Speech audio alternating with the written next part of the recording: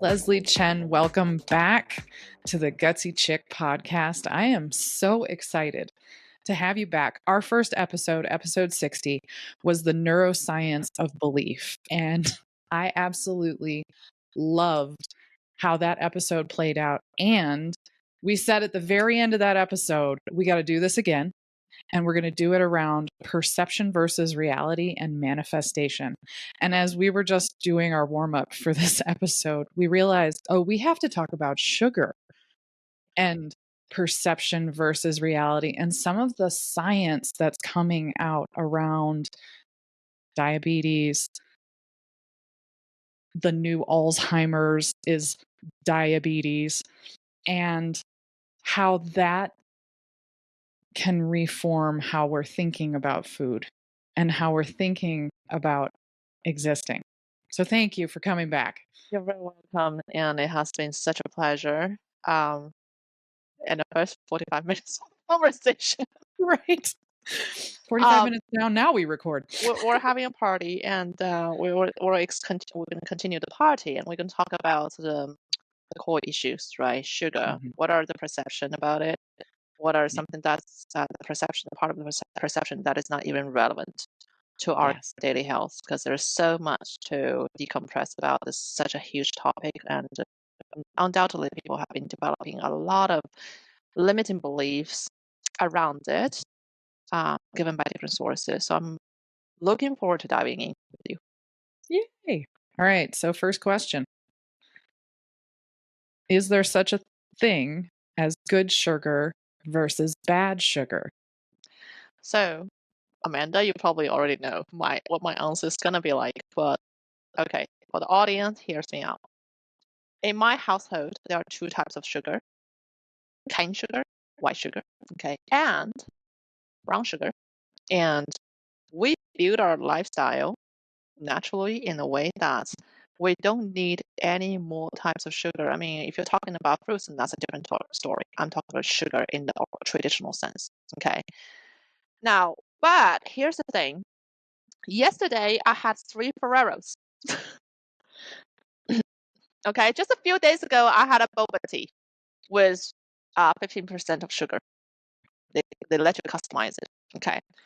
So the message here is that the 3 Ferreros, or whatever they put in the boba tea, in the long run, it's not going to affect my weight. It's not going to affect my hormonal balance, my insulin level, my ghrelin level. Okay. For the long run, it has no impact. I've been at this weight of 123 pounds for 20 years, except for the time when I was pregnant. Okay. Yeah, that But doesn't count. right. So we've been having sugar. We've been having sugar we put into sometimes, this small amount in our stir fry. We've also been having fruits and also different snacks.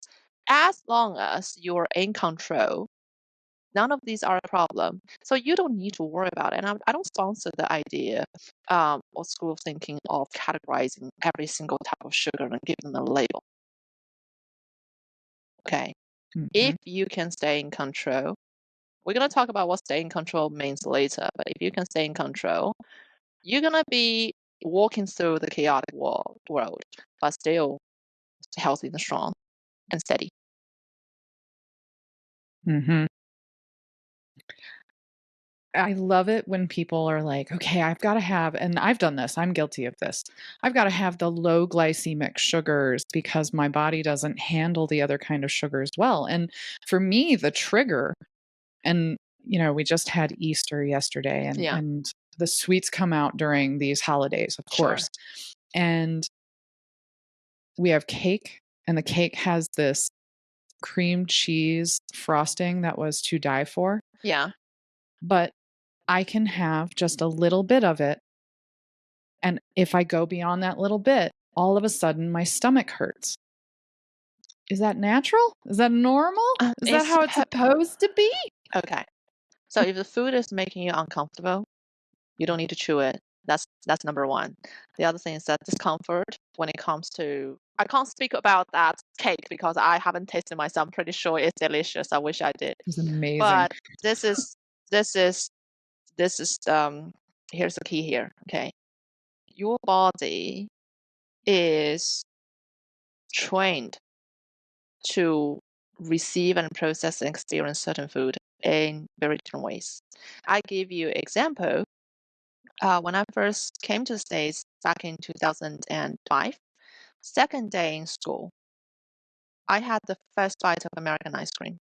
Now, don't get me wrong, in China, we have plenty of ice cream, okay? Cakes, bread, whatever you have, we have there. First bite of ice cream, I could not swallow it. I literally could not swallow it because it was so sweet. And I had a physical aversion. So I turned to my roommate. We just met the day before. I asked her, Anna, is this normal ice cream? And she turned her face around and looked at me as if this was the strangest question ever.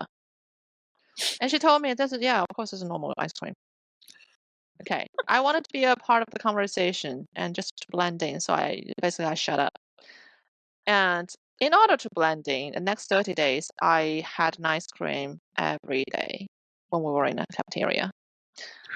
Just to be same with everybody else, right? 30 days later, I could not taste the difference. And I remember having the thought to myself that it's actually perfectly normal. It's normal. So I don't know what I was talking about 30 days ago. And no wonder my roommate gave me that look. Guess what? Your taste buds, being one of the many examples, okay, in terms of how you receive food and process food, it's trainable. It's highly adaptable. The problem is that when you have trained your body to receive food in a way that is so detached, so desensitized to the toxic properties, you're going to be bound to overeat the wrong thing. Also, there's also a psychological piece in it, right? So you're going to crave it more. And that's when you have to be working hard on scrutinizing everything. This is good sugar. What type of sugar is that, right? But if you're just like me nowadays, because I trained myself back, okay, if you're just like me nowadays, eat the ice cream, like it's enough. Or just like you, eating that cake, just tiny bit of it and feeling, okay, I can't have more because my stomach is now feeling stressed out. With that kind of physical sensation, you're not going to overeat it. You're not going to have more than you should. So that whole discussion of what is the composition, the chemical or whatever nutritious composition of the food, unless you have some like chronic diseases that require you to be hyper aware of these kind of things, it's irrelevant.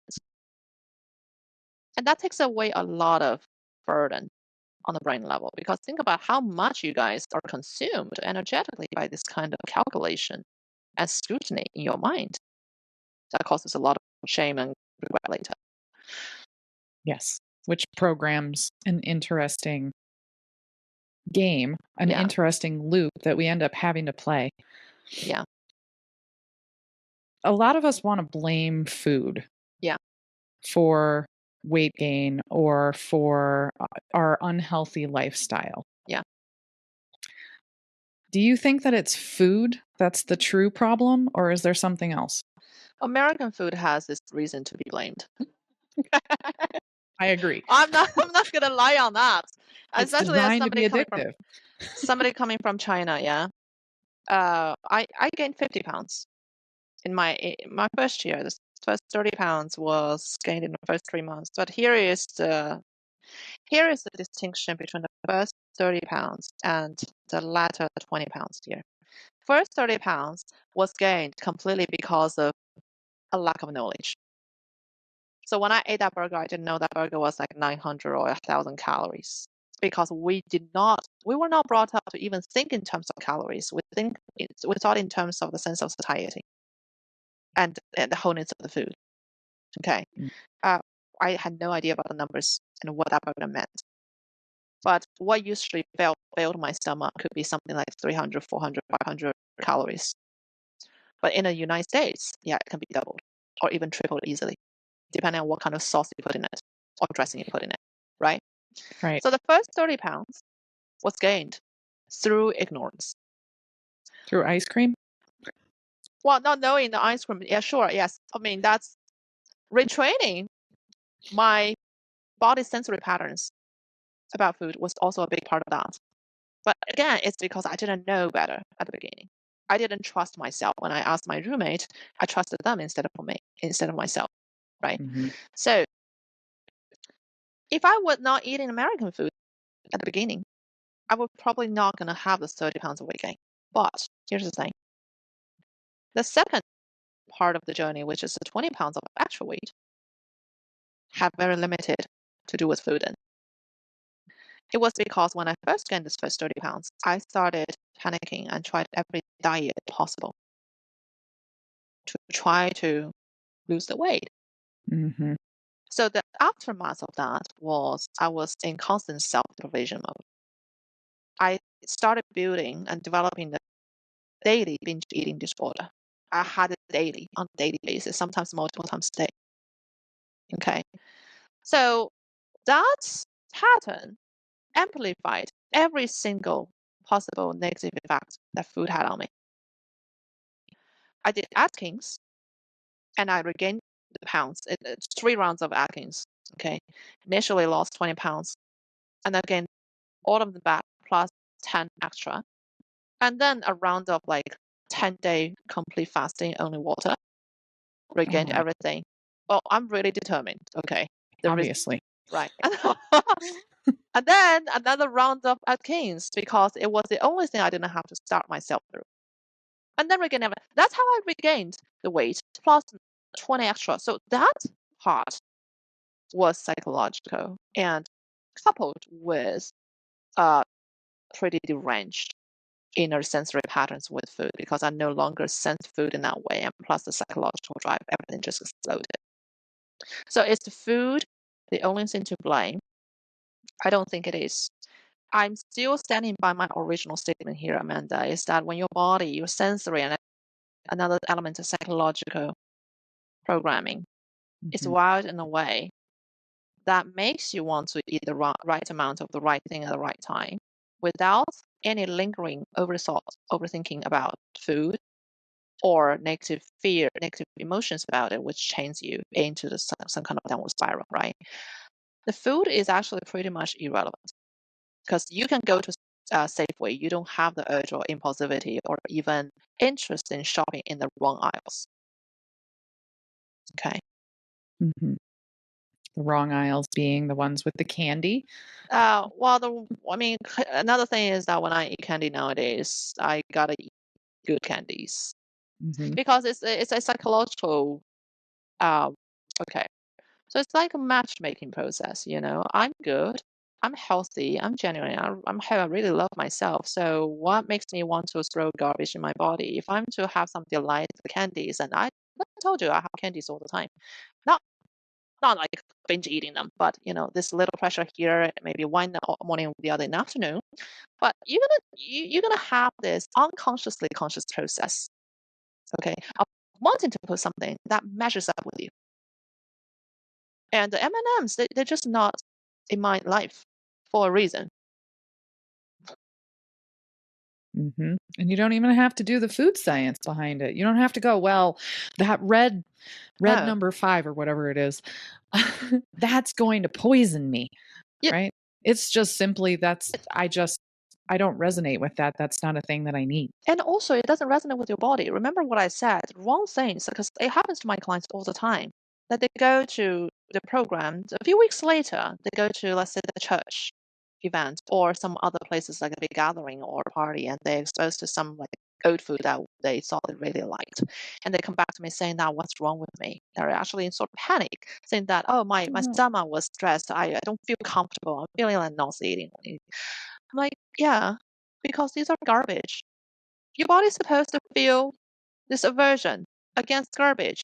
Just think about it. If your body feels good and normal when eating junk food all the time, what does it say about it? What does it say about that body and you? Right? Yeah. So when your body have this internal compass working for you, you don't need to worry about and micromanage on the numbers. It's irrelevant. Your body just naturally gravitates toward what it needs. Yeah. That's interesting to even speak. out loud You in the United guys are States because we're inundated with crap. And it feels like what we have to do is decipher. This isn't for me, this is for me, but then it becomes this avoidance pattern. yes. Now, avoidance thing is another Yeah, thing. is that I, the route to go? Do we I, want to avoid? I want to talk about it. Okay. So, Amanda, I eventually lost those 50 pounds in a year. Okay. Hallelujah. Yeah, I'm mentioning it. It is because it's so relevant here. The reason why the way I lost my 50 pounds was it was due to a summer break in China. I gained those 50 pounds. And I was so terrified because my mom was going to criticize me. In my head, I was already picturing she picking me up in the airport and seeing my body and dropping very heavy questions and stuff because she's been always very strict with me. Then what happened was I was in the airport. She did not recognize me at the beginning when I approached her because physical change was that big. And then I called her and she looked at me I'm telling you, at that spot and for the entire month in China, she did not say a word about my weight. She did not say that you have to avoid eating. She did not say you have to avoid sugar, avoid calories, avoid that.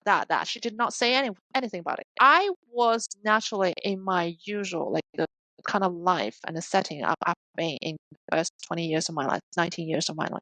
Okay. And I just felt normal. Had she mentioned you have to avoid this or that, I would be in the status mentality and experience the downward spiral. Every day I would be overthinking everything. Okay. But I didn't feel a thing it was as if my like newly gained weight never existed. So it was the same home food, which was then later I learned was very healing and nourishing. And it satisfied me to the right level, even though I was not counting calories. I could not count because there's no calorie numbers on the labels. You can't even do the math. Okay.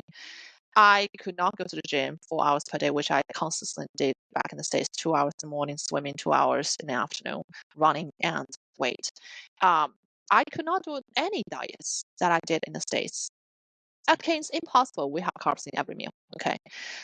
What was the end outcome was that by the end of my summer break, which is actually a bit more than a month in China, I lost 14 pounds just by switching back to normal. Okay. So back to your question, avoidance, Mm-hmm. especially when you're having sugar problems and sugar addiction. I've been there. Remember, I told you I was a daily binge eater, and the majority of what I binge ate was sugar. Okay. Yep. So this has been there has been a lot of discussion in the field of psychiatry in the past 10 to 20 years. The strategy that we've been using, let's say this is bad food, let me avoid it, let me cut it out completely out of my house, right? That's called avoidance strategy. And basically, it has been proven to be inefficient and ineffective by plenty of studies. And this is the reason. When you have the feeling of fear and anxiety or stress about something, doesn't matter if it's a certain kind of food or event or some person, right? Mm-hmm. What your brain automatically wants to do is to avoid that thing, that person, that situation. Keep you safe. That's Keep its it safe, job. of course. When you avoid it by cutting it out completely, what you're actually doing is to act in line with that loop. So Mm. you're acting in line with what your brain's already supposed to be doing. And by doing that, you're reinforcing that loop. And you're reinforcing, not lessening, but reinforcing the emotion, the negative emotions that you've already had towards that food. Whether this is fear or anxiety, because fear and anxiety is a big part of food addiction here. If you Mm-hmm. didn't put it on a pedestal, you wouldn't have been addicted to it, right? Yep. What actually works, and this is what I do in Lean Formula in terms of helping removing the sugar addiction, is an exposure strategy. And what I mean by exposure strategy is to strategically help the person create life circumstances which we can use, our brain actually uses as hardcore data, fact based evidences.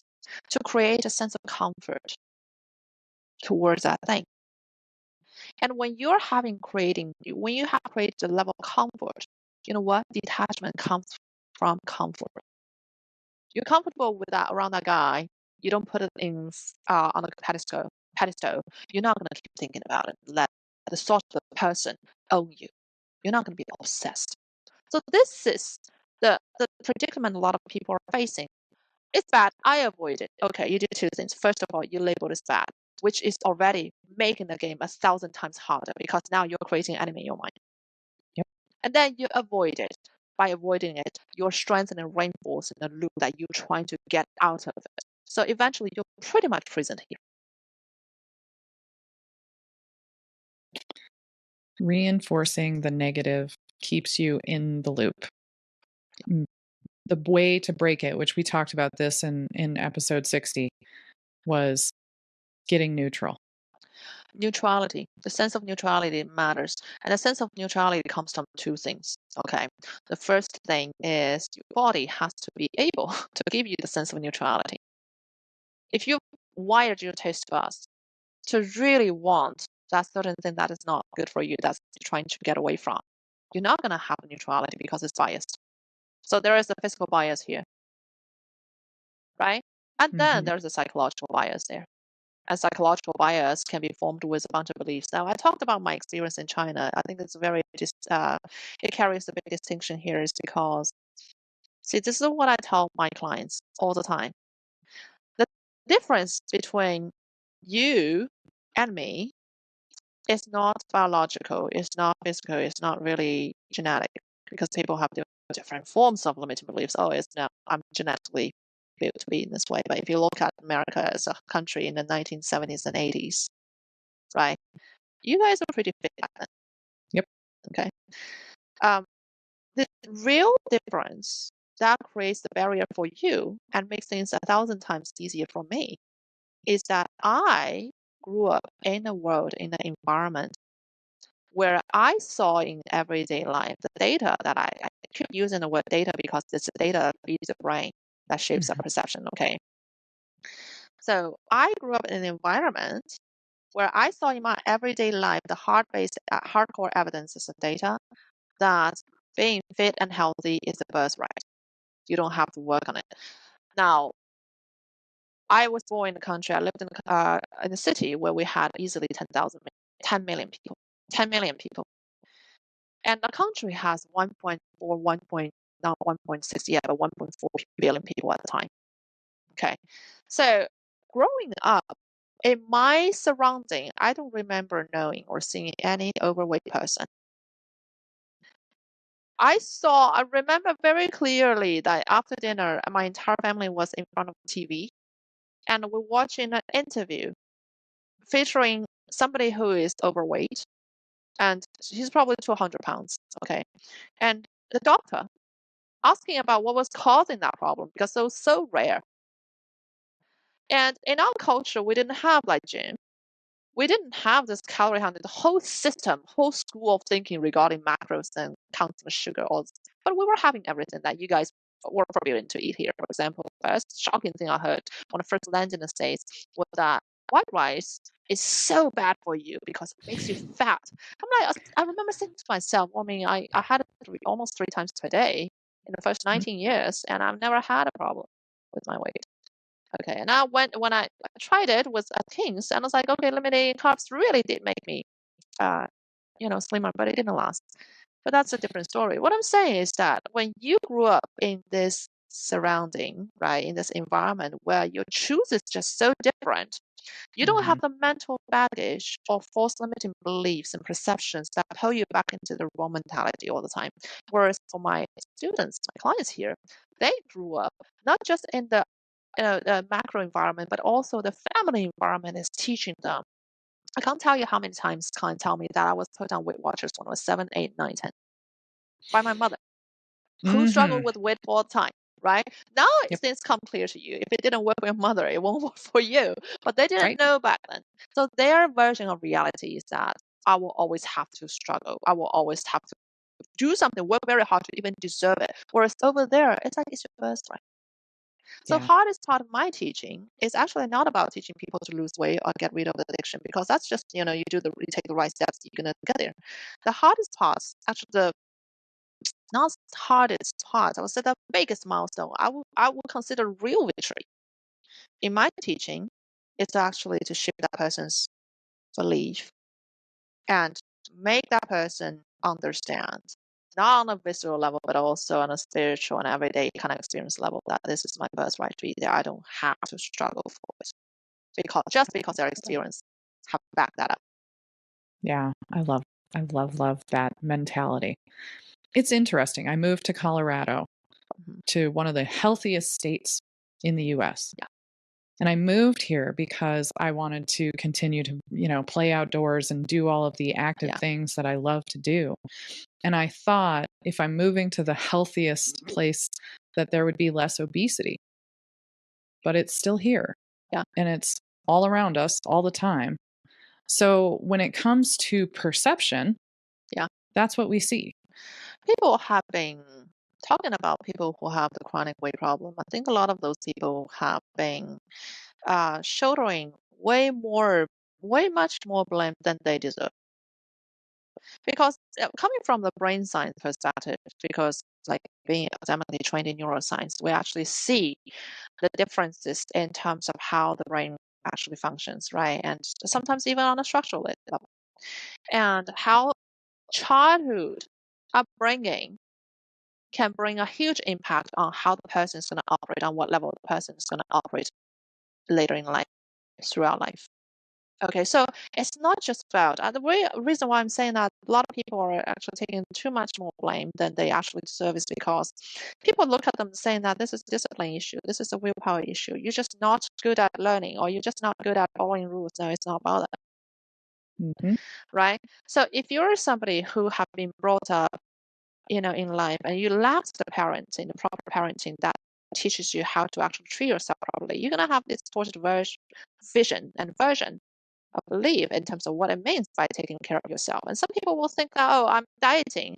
If I'm dieting, I'm taking good care of myself because I'm being responsible for myself, without understanding that when you are dieting rigorously and through mostly, right, self deprivation, starving, you're actually harming your body more than you know. And Yep. that actually prevents you from getting back to health. But there's so much misinformation and also the wrong teachings at the early stage of life. Not to mention, we're talking about sensory patterns, whether your body is actually programmed in a way that receives and process and experience food that enables you to get fit and healthy. That's also another big missing piece. But if you don't have those, then it will be very hard. It's not, I tell my clients and my audience, willpower is irrelevant when the right programs are in place. Mhm. That habit building is not about sticking with rules, no, especially in this area. I mean, in entrepreneurship, probably. But in Mhm. these areas, when we're considering what we just talked about, health and fitness, it's actually a birthright, because we see that from billions of people around the world, right? It's actually a birthright. So when that being the overall message, think about it. It's actually not about willpower at all. All you need to do is to enable yourself, the body, to be able to function on level, on a sensory and chemical and physical and metabolic, levels. That Mhm. is a big missing piece that people were not brought up learning about, or they were actually deprived of it in early stage of life because of some kind of family teaching or culture, or maybe the Mhm. macro culture as well. And that is the missing piece. So it is not really about not having the knowledge or not good at learning, not having the willpower. Hmm. Interesting. When you look at the way that parents, and I'm gonna go to the parents because Yeah, I am one, you are one. yeah, We're looking at this growth in dementia yeah, and Alzheimer's. yeah, And what the most recent, and I say most recent, like last 15 years, yeah, most recent study is showing yeah. us is that this is actually diabetes type 3, which immediately parents are going, okay, that's sugar. I've got to take away all the sugars from my child, which is almost impossible because kids there's no are way. innately driven to carbs. And they should be, because that's how their body likes to function. And it's great for them in the morning, right? Our body is designed that way. How can we shape our current reality so that we're not freaking out about our kids eventually having diabetes type 3 / Alzheimer's? Okay. So I'm going to give you my perspective. I'm going to give you someone else's perspective about this. Okay. The reason why I want to give his perspective is that he does have the authority level to speak on this issue because he's one of the world's top neurologists specialized in dementia and Alzheimer's. Okay. And my perspective as a parent and as somebody who has been helping people with the exact problem is that focusing on the core. Really. I mean, we've been talking about, it's actually the same in line with everything we've been talking about so far. In my house, in the backyard, we have a small, little vegetable garden, and we cook majority of the food that we eat. The reason why we do that, I'm not good at gardening. I share with you that everything I touch probably die in a few months. But the reason why I do this is because I want to get my 5-year-old daughter comfortable with the idea. It's about, again, what kind of environment that you're going to put her in, what kind of everyday activities and experiences she's going to experience herself and sees and witness is going to shape her belief. Well, derived from the conversation about China versus US just now, right? So I want her to have this appreciation of natural food, right? Whole food. And I also want her to feel normal and comfortable. Even like the sense of entitlement of being able to take good care of herself by cooking her own food and growing her own food. Because here's the thing, if you're eating well, 80% of the health problems that you're facing or fearing are gonna be gone. That's the core I was talking about. Okay. In terms of sugar, this is my daughter's experience. She's 5 and she goes to a transitional. We're in California. We have the transitional kindergarten set up in the public school. So they have school lunch. Daughter wants to have school lunch to be the same with everybody else. We let her. But when you're looking at a school lunch menu, you see chocolate milk on it, right? Here's the thing. And they're gravitating to that every day. Right. Here's the thing. I don't care what you have had in school. Okay. For breakfast and dinner, you eat well. And I don't make a fuss about what they had in school. I don't make a fuss about every single candy that she ate. Except for one scenario when somebody gives her M&M, I tell her this belongs to trash can. And you're not the trash can. I make it very clear to her. And a lot of parents, some of my friends, close friends who are also parents, question me about it, saying that this might be traumatic. I'm not. There's nothing traumatic about teaching a young lady her self-worth and what measures up for her. Okay, but that's the only exception I will make when calling out some kind of sugar. But if it's something that I can accept, I don't make a fuss about it. Because when you are criticizing or overly nervous about it, there's a kind of tension gets passed on to your daughter without you realizing it. And then she is going to make a big deal out of it. By making a big deal out of it, she's going to make it a barrier in the future. Why? Okay, I'm going to finish this then first, and then we're going to talk about that part because, everything branches now. It's relevant, but let me just make sure that we're staying on the focus on the core question here. So that's my idea. Focus on the core. Things cannot be go too wrong. Okay, and my daughter now, she comes back. She's like, "Mommy, I don't need the chocolate because I had the chocolate milk in school, or I had something Miss her teacher gave me, and I'm good." So she actually develops this natural sense of detachment when you don't, right? So this is why earlier when we talked about my mother using sugar in coffee, you asked me, "Oh, but would that expose the daughter to it?" I'm like, I don't fuss about it. If she wants to have it, she can, but we're just gonna teach her how to be. By giving comfort, we're curating, we're nurturing detachment. Okay, that's the same thing. Now, my neurologist friend and colleague. Okay, last week I was in Seattle. We had a one-on-one meeting for an hour, and we've been talking about some of the latest finding and advancements in his research and in his hospital. He also works as the head of neurology department in his very big and prominent hospital in Seattle. So talking about dementia, sugar, and Alzheimer's, right?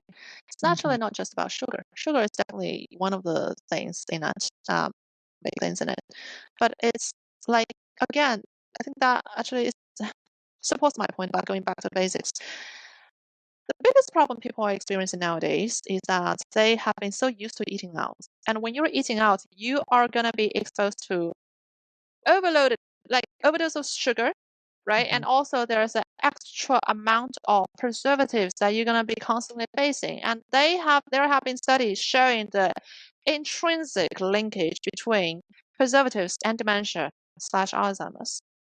And this is what he told me. 45% of Alzheimer's could have been avoided if preservatives is not in the picture. If the person is not constantly going to, dine out. The other thing is that another big factor that's driving Alzheimer's is body weight. Very clear and significant link between obesity and Alzheimer's. But here's the thing. It actually goes back to the same thing, which is that if you cultivate the mindset and the comfort I'm talking about in this routine of cooking your own food, using the real, authentic food majority of times, you're not going to have this weight problem. You're not going to be overly exposed to preservative that creates. Because both venues and also the sugar, right? All of these will point you to the same issue, which is, Alzheimer's in this case. But I'm pretty sure in other problems as well, chronic diseases. So it's not, we see a lot of comorbidities in comorbidity. Yes. Among the different kind of symptoms and issues here. Well, one of the most surprising point that he made during our conversation was that when it comes to Alzheimer's, people are like, okay, I'm seeing the risk factor was the food I've been eating there. I'm 50 years old now. I'm 60 years old today. And I'm going to have to correct things now. But studies actually found that the initial development of the disease actually started in your 20s and 30s. In your 20s and 30s, basically it has already been framed. So if you have been doing this for the past 20 years or 30 years, and all of a sudden you're saying, "No, I'm going to correct it," it's probably not going to do too much to shift the course. So the reason why it's so relevant to parenting here is because we have to educate our next generation. It's not about us anymore. Yes, people, if you are in your 40s, 50s, you've been living a wrong lifestyle for such a long time and you want to correct it, of course you should do it. Because it's not just Alzheimer's, it's also a bunch of other things.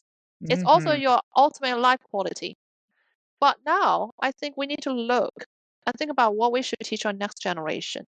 And for me personally, I'm really proud of the fact that even at the inception of Lean Slim Formula, this is something that I stand by in the program, which is that we have to cook like majority 80% for people in the program, 80% of food.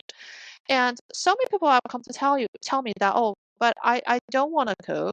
I don't have time to cook. I'm so busy. I'm not a good cook. I'm not interested in that. And they refuse. They don't want to join. And it cost me business. But I never budged because I know clearly it's just a simple fact. If you cannot control what you eat, forget about transformation on any single level. So I just sustained it for the past decade.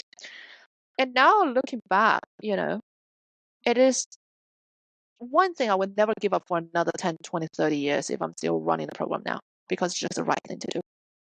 So we have to shift our perception about parenting, what it means by cultivating the right habits in children, because setting rules, you cannot eat this, that. I'm telling you now, because I've seen it. It's going to backfire big time in the future. But how do you live actually influence a child? What kind of value do you want to implant in their mind at a young age? What do you want to expose to them? Because you have to live it, you have to show it. Yep. Right? For them to actually have the right perception that fosters, funnels health, vitality, longevity. Self-love. Yeah. That is the key, Yes. and demonstrating it from a parent Self-love. perspective. Yeah, I use one those are big. analogy. I use one analogy among my students and make them understand it right away. Because a lot of people go, oh, self-love is just checking the box, right? I have a list of rituals and I have to check it. Yes, It the still takes a lot self-care of, list. it still takes a lot of, willpower. But hear me out. Like, if you're a successful woman, you're single, you're looking, are you gonna spend time talking to any guy on the street? You're not, No. because you have standards. You know your worth. So if you agree with that, what makes you go into the grocery store and pick up everything on the candy aisle without a second thought? Mhm. Think about it. Mhm. Standards. Self-care ultimately is rooted in self-worth. If I have to know myself enough, appreciate myself enough in order to want to care for myself. So I'm going to do that. So self-care is actually it's not some regimen or like rituals you have to strive for. It's actually a natural byproduct of self-worth, Yep. right? I'm so worthy, and I'm not going to let that M&M pollute me. It's just not in my league, okay? Yep. It's irrelevant to me. Here, I'm bringing you back to the same thing that I talked about from the beginning. It's not about categorizing food. It's not about scrutinizing numbers. It's about going back to your core. If you can stick with the core, a lot of those things that consumes other people, traps other people, are irrelevant to you. You're going to automatically want the right amount of right food at the right time because your body is now working out. You're going to go to the grocery store and you're just going to, go into the right aisles and buy the right thing without even thinking about the wrong aisles, the wrong things. Doesn't matter how much toxic, properties they have. It's irrelevant. Why do you spend time learning about the toxic properties about something that is irrelevant? Yep. Yep. Oh, Leslie, it's always a pleasure to have you on here. I know, and time flies. Time flies. And the way we ended the last one is going to be the same way we end this one because I still want to talk about manifestation with you because we Oh didn't yeah, talk about that today. yes. We talked about perception and reality and sugar. We're gonna talk about my the lesson from the TEDx talk that I almost Yes. had.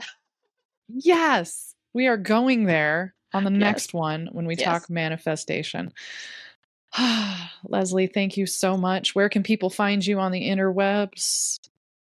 My website. You're gonna put it up on the Riselean.com and finding you on LinkedIn. Those Yes. are the two Yes. that'll be in the show notes. Awesome. You guys watch her LinkedIn. It's fabulous. Truly, Thank you. the stories that you put in your LinkedIn are fabulous. I always get captivated and pulled in to reading your posts on LinkedIn. And they're not short. Some are. It's not But AI that I can promise you. exactly. No, you can tell it's not AI. Oh my gosh, you can tell. The stories are so good. And they bring us back to exactly what we talked about today, which is coming back to Yeah. our core, coming back to center, coming Yeah. back to how we are innately supposed to live Yeah. and the things we're supposed to believe Yeah. that we are healthy Yeah. from the get go. It's a birthright. I And can it's a guarantee you birthright. 100%. You You don't didn't, have to create a new identity out of you. yeah. You just And need that's to what activate it. that's what we are constantly seeing in the United States is people trying to figure out, okay, what's the right diet for me?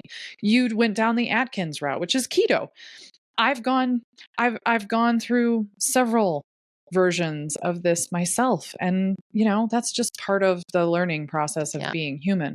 But also it's what we experience here in the United States. Yeah. Diet is the way. You must count your calories. You must Yeah. know what macros are. You must understand food science. You Yeah. must know the difference between a good sugar and a bad sugar. Yeah. What? I always say America is a fat fish bowl. The fish in the fish bowl, the aquarium, however you put it, okay, the little thing. They have a mirror, but what they see in the reflection is the entire world, but it's actually their own reflection. that if you go outside of the world, this country, and live there for a few months and see how people actually live, and you're gonna find out that 99% of what you worry about that is non-existent or untrue to begin with. Yep. Yep. Yep. That's why I love taking my daughter to other countries That's important. so that Yeah. she can be exposed to the fact that the United States isn't the only way. Oh, we're not talking about politics in this conversation. No, not politics. No. But the way that we live. Yeah. Right? I live in suburbia. There's not necessarily suburbia in certain countries, right? So it's just the exposure of what we live in all the time and what she sees all the time versus what's in other countries. Taking her to Kenya is high on my list. That's a third world country where, there are towns, but for the most part, that's wide open space and nothing like what we have here. Yeah. So yes, I wholeheartedly agree about that. Yeah. Let's schedule another conversation and we can finally talk about manifestation and perception, because that's actually an important part of weight loss. It's a huge part of it. And there's a lot of misconception living. about it. There's a lot of misconception about it, I can tell you. Oh my gosh, yes. The whole law of attraction thing has gotten completely muddled, unfortunately, here in the United States. So yes, we're going there, Leslie. We are going to do this, and it's going to air this year. Definitely in 8 months. Right? It'll be a minute, but definitely this year. Yeah. Leslie, thank you again. You're very welcome. I had a pleasure. I wanted to have one almost, but yeah, I definitely had a pleasure with you, Amanda, and we'll keep in touch. Deal. Yeah. See ya. Yeah. Hey, I just want to take a moment to talk to the women listening right now who are high performing, strong willed, self competitive, and maybe a little too good at pushing through pain. You know who you are. You've built a life by going all in, whether it's your career, your sport, or your business. But lately, your body's been trying to get your attention, and not in a gentle way. It's screaming at you. If that's you, I created something for you. It's a private podcast called The Secrets of Body Whispering. And it's all about learning how to hear the subtle whispers your body is sending before they turn into full-blown screams and symptoms. I'm sharing the exact tools I use with my private one-to-one clients and group coaching clients to help them heal faster, move through chronic issues, and reconnect to the part of them that knows how to perform without burning out. So if you're ignoring the screams and you're ready to actually listen to what your body needs through the whispers, click the link in the show notes to get access. Yay! You made it to the end of the episode. Good job. Now, go share this with your friends. Go like, subscribe, leave me a review. Let me know that you like what's happening here on the Gutsy Chick podcast. And if you're a female high performer with mysterious chronic health condition, go check out the Gutsy Chick quiz so you can find out what might be holding you back from healing. And if you want more on what I do with my clients and my blog and any podcasts that I've been a guest on, go to bodywhisperhealing.com. Thanks for listening.